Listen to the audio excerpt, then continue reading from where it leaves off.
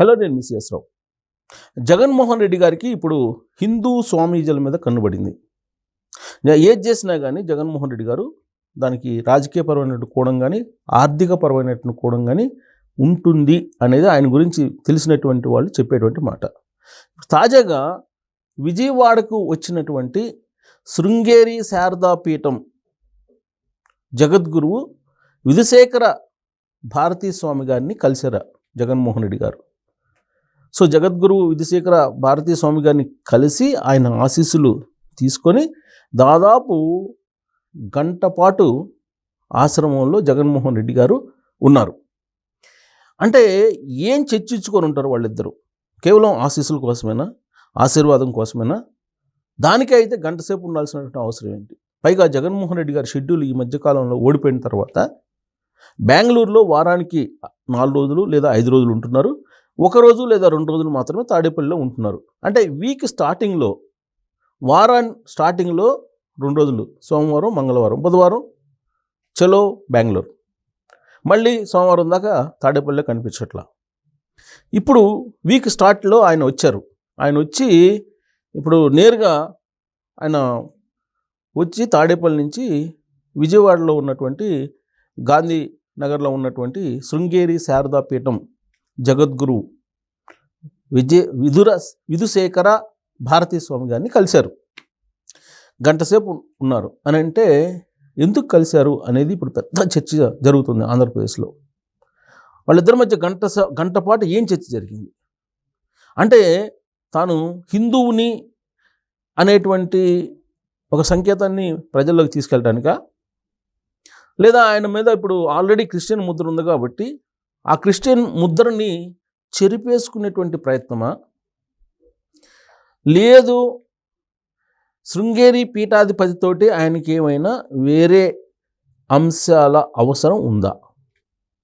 ఇది చాలా విస్తృతంగా చర్చ జరుగుతుంది. ఇప్పటి వరకు అయితే కానీ ఇతిమిద్దంగా ఫలాని కారణంతో ఆయన కలిశారని చెప్పి తెలియట్లా. కేవలం ఆశీస్సుల కోసం మాత్రమే ఆయన కలిశారు అని చెప్పి వైఎస్ఆర్ కాంగ్రెస్ పార్టీ శ్రేణులు కూడా చెప్తూ ఉన్నారు.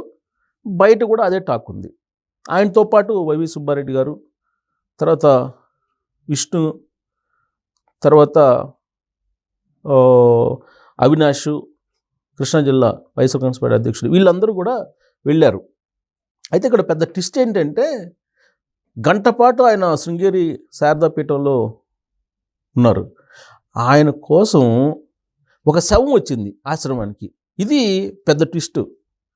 జగన్మోహన్ రెడ్డి గారు శవాలు ఎక్కడుంటే అక్కడికి వెళ్తారు అనేది ఈ మధ్యకాలంలో రాజకీయాల్లో తెలుగుదేశం పార్టీ వాళ్ళు తరచూ వినిపించేటువంటి ఒక విమర్శ. ఆయన ఏదో విశాఖ శారదాపీఠాన్ని వదిలిపెట్టేసి ఇప్పుడు శృంగేరి శారదాపీఠం జగద్గురువు విధుశేఖర భారతీ స్వామిని పట్టుకొని ఆశీస్సులు తీసుకుంటున్నటువంటి క్రమంలో శవం అక్కడికి వచ్చేసింది.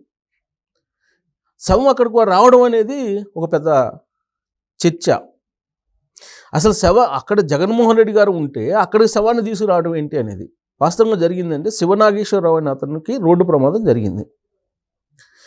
అతను ప్రాణాపాయ స్థితిలో ఉన్నప్పుడు గుంటూరు ఆసుపత్రికి తీసుకెళ్లారు. అక్కడ ఆయన చనిపోయారు. చనిపోయినటువంటి ఆయన్ని జగన్మోహన్ రెడ్డి గారు ఆశ్రమం దగ్గర ఉన్నారని చెప్పి తెలిసి శృంగేరి ఆశ్రమానికి శవాన్ని తీసుకొచ్చారు. శవాన్ని తీసుకొచ్చి జగన్మోహన్ రెడ్డి గారికి ఆ శవాన్ని చూపించాలి అనేది వాళ్ళ యొక్క ఊవాచ, అభిప్రాయం. ఎందుకు అనంటే, గుంటూరు ఆసుపత్రిలో చికిత్స సరిగ్గా అందనందు కారణంగా ఇతను చనిపోయాడు. ఈ విషయాన్ని తెలియజేయడానికి జగన్మోహన్ రెడ్డి గారికి ఈ శవాన్ని తీసుకొచ్చాము అని చెప్పి ఆ తీసుకొచ్చినటువంటి వాళ్ళు చెప్తున్నటువంటి మాట. అంటే ఇది సెంటిమెంట్లో భాగంగా ఈ డ్రామా నడిపించారా, లేదా యాదృచ్ఛికంగానే ఈ సంఘటన జరిగిందా? రోడ్డు ప్రమాదంలో జరిగిపోతే, ప్రభుత్వ ఆసుపత్రుల్లో చికిత్స సకాలంలో అందకపోతే జనరల్గా ఎవరన్నా వచ్చి జగన్మోహన్ రెడ్డి గారికి చెప్పొచ్చు, లేదా ఫోన్లో చెప్పొచ్చు, లేదా వైఎస్ఆర్ కాంగ్రెస్ పార్టీకి సంబంధించిన లీడర్లకు చెప్పొచ్చు. అసలు శవాన్నే డైరెక్ట్గా తీసుకొచ్చి జగన్మోహన్ రెడ్డి గారి దగ్గరికి, అది కూడా తాడేపల్లికి కాదు, శృంగేరి పీఠంకి తీసుకొచ్చారు. శృంగేరి పీఠం దగ్గరికి తీసుకొచ్చి ఆ శవాన్ని జగన్మోహన్ రెడ్డి గారికి చూపించి, మాకు అక్కడ వైద్యం అందట్లేదు, దాన్ని మీ దృష్టికి తీసుకురావడానికి ఈ శవాన్ని తీసుకొచ్చామని చెప్పి వాళ్ళు చెప్పడం అనేది ఈ మొత్తం ఎపిసోడ్లో పెద్ద హైలైట్ పాయింట్. ఇక్కడే కొంతమంది ఆధ్యాత్మికవేత్తలు మరో కోణం నుంచి ఆలోచిస్తూ ఉన్నారు. ఇటీవల కాలంలో పవన్ కళ్యాణ్ గారు వారాహి అమ్మవారిని నమ్ముకున్నారు. వారాహి పూజలు చేస్తున్నారు. చాతుర్మాస దీక్షలు చేస్తూ ఉన్నారు ఆయన. వారాహి అనేది చాలా పవర్ఫుల్. వారాహి అమ్మవారే పవన్ కళ్యాణ్ గారిని ఈ స్థాయికి తీసుకొచ్చింది. ఆయన పవర్ఫుల్ లీడర్గా తయారు చేయడానికి కారణం కూడా వారాహి అమ్మవారు, వారాహి దీక్షలు, వారాహి పూజలు అనేది బాగా ఆంధ్రప్రదేశ్లో వినిపిస్తూ ఉన్నాయి. సో ఈ వారాహికి ఉన్నటువంటి పవర్ని అధిగమించాలంటే ఏం చేయాలి అనే దాని మీద బహుశా జగన్మోహన్ రెడ్డి గారు ఎవరినైనా అడిగి ఉంటారా? దాంట్లో భాగంగానే శృంగేరి శారదాపీఠం జగద్గురువు విధుశేఖర భారతీ స్వామి గారు ఆశీస్సులు పవర్ఫుల్ అని చెప్పేసి అక్కడికి వెళ్ళారా?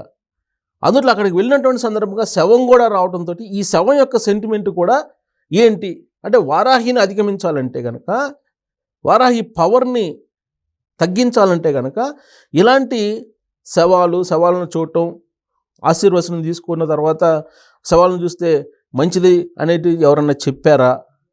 అందుకే ఇలా జరిగిందా, లేదా యాదృచ్ఛికంగా జరిగిందా? ఇదే చర్చ జరుగుతుంది. ఒక ఇన్సిడెంట్ జరిగినప్పుడు ఖచ్చితంగా రకరకాల కోణాల నుంచి చర్చ జరుగుతుంది. దీంట్లో ఎవరు అవునన్నా కాదన్నా వాస్తవం. అందుట్లో జగన్మోహన్ రెడ్డి గారు లాంటి వాళ్ళు, లేదా సెలబ్రిటీలు కానీ, పొలిటీషియన్స్ కానీ ఏదైనా ఒక పని చేస్తే దాని వెనక అర్థం పరమార్థం చాలా ఉంటుందని చెప్పి అనుకుంటూ ఉంటారు. ఎగ్జాంపుల్ తీసుకుంటే కనుక జగన్మోహన్ రెడ్డి గారు 2019కి ముందు, ఆ 19 తర్వాత అంటే 24 ఫలితాల వరకు కూడా విశాఖ శారదాపీఠం శారదాపీఠ అధిపతి ఎవరైతే ఉన్నారో, ఎవరైతే స్వరూపానందేంద్ర సరస్వతి, ఆయన అడుగుజాడల్లో నడిచారు. రాజగురువుగా ఆయన్ని భావించారు. ఆ విషయాన్ని స్వరూపానందే చెప్పారు. తన ఆత్మ జగన్మోహన్ రెడ్డి అనేటువంటి విషయాన్ని కూడా చెప్పారు స్వరూపానందేంద్ర సరస్వతి. స్మాత్మానందకి ఉత్తరాధికారిగా బాధ్యతలు అప్పచెప్పిన తర్వాత కంప్లీట్గా జగన్మోహన్ రెడ్డి గారి సేవలోనే, జగన్మోహన్ రెడ్డి గారి డైరెక్షన్లోనే, జగన్మోహన్ రెడ్డి గారి రాజగురువు మాదిరిగా స్వరూపానందేంద్ర వ్యవహరించారు. సగం క్యాబినెట్ స్వరూపానంద దగ్గరే ఉండేది. క్యాబినెట్ మొత్తం అక్కడికే వెళ్ళేవాళ్ళు. ఆ తర్వాత ప్రభుత్వంలో ఉండేటువంటి అనేక పనులు శారదాపీఠం విశాఖలో చేయించుకునేటువంటి వాళ్ళు. ఇదంతా మనం చూసాం. ఆయన రాజశ్యామల యాగం చేసిన కారణంగానే ముఖ్యమంత్రి అయ్యారు జగన్మోహన్ రెడ్డి అనేది జగన్మోహన్ రెడ్డి గారే నమ్ముతూ ఉంటారు. అందుకే జగన్మోహన్ రెడ్డి గారు తరచూ విశాఖ శారదాపీఠానికి వెళ్ళి స్వరూపానంద ఆశీస్సులు తీసుకుంటూ ఉంటారు.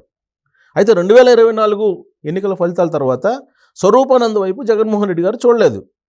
అటువైపు కూడా వెళ్ళడానికి ప్రయత్నం చేయలేదు. ఇప్పుడు పీఠాన్ని మార్చేశాడు. శృంగేరి శారదాపీఠం వైపు మళ్ళారు ఆయన. అంటే స్వరూపానంద ఇచ్చిన డైరెక్షన్లోనే కలిశారా? ఈ మధ్యకాలంలో స్వరూపానంద చెప్పింది ఏంటంటే, విశాఖపీఠాన్ని ఖాళీ చేస్తున్నాను, తెలంగాణలో హైదరాబాద్లో తన రాజశ్యామల పీఠం ఉంది, ఇంకా అక్కడికే మొత్తం మకాం మార్చేస్తాను తన పుట్టినరోజు దగ్గర నుంచి అని చెప్పి ఏదో అనౌన్స్ చేశారు 2-3 రోజుల క్రితం. అందుకే ఇప్పుడు శృంగేరి శారదాపీఠానికి అటాచ్ చేసింది స్వరూపానందేనా జగన్మోహన్ రెడ్డి గారిని అనేది ఒక వర్షను. సో ఏదైనా సరే అవసరం లేకుండా, వ్యూహం లేకుండా ఖచ్చితంగా జగన్మోహన్ రెడ్డి గారు ఎవరిని కలవరు. మరి ఇప్పుడు శృంగేరి శారదాపీఠం జగద్గురువు విధుశేఖర భారతీ స్వామిని కలిశారు అని అంటే ఏ కారణం అయి ఉంటుంది, బలమైన కారణం అనే దాని మీద మీరు మీ అభిప్రాయాన్ని తెలియజేయచ్చు. సో పవన్ కళ్యాణ్ గారు వారాహి ఎక్కారు కాబట్టి, వారాహిని నమ్ముకున్నారు కాబట్టి, వారాహి వాహనం ఎక్కి దాన్ని ఆయన నడిపించారు. వారాహి వాహనం మీద వారాహి అమ్మవారి పూజలు చేశారు. దాంతో తిరుగులేని నాయకుడికి ఎదిగారు కాబట్టి జగన్మోహన్ రెడ్డి గారు కూడా అదే మార్గంలో నడుస్తున్నారా, లేదా హిందూ ఓట్ల పోలరైజేషన్ బలంగా జరుగుతుంది ఆంధ్రప్రదేశ్లో కాబట్టి ఇప్పుడు ఆ ఓట్లను చీల్చేదానికి జగన్మోహన్ రెడ్డి గారు శృంగేరి పీఠాధిపతిని ఆశ్రయించారా? ఏం జరుగుతుంది జగన్మోహన్ రెడ్డి గారి విషయంలో? అసలు ఇప్పుడు ఆల్ ఆఫ్ సడన్గా శృంగేరి శారదాపీఠం అధిపతి జగద్గురువు అక్కడికి ఎందుకు వెళ్ళారు, జగద్గురువు దగ్గరికి? ఆ జగద్గురువు మరి ఎలా ఆశీస్సులు ఇచ్చారు అనే దాని మీద కూడా చాలామంది నెటిజన్లు ప్రశ్నిస్తూ ఉన్నారు. ఒక క్రిస్టియన్కి జగన్మోహన్ రెడ్డి గారికి ఆశీస్సులు ఎలా అందిస్తారు అనేది. సో కాబట్టి వీటన్నిటి మీద మీరు కూడా మీ అభిప్రాయాన్ని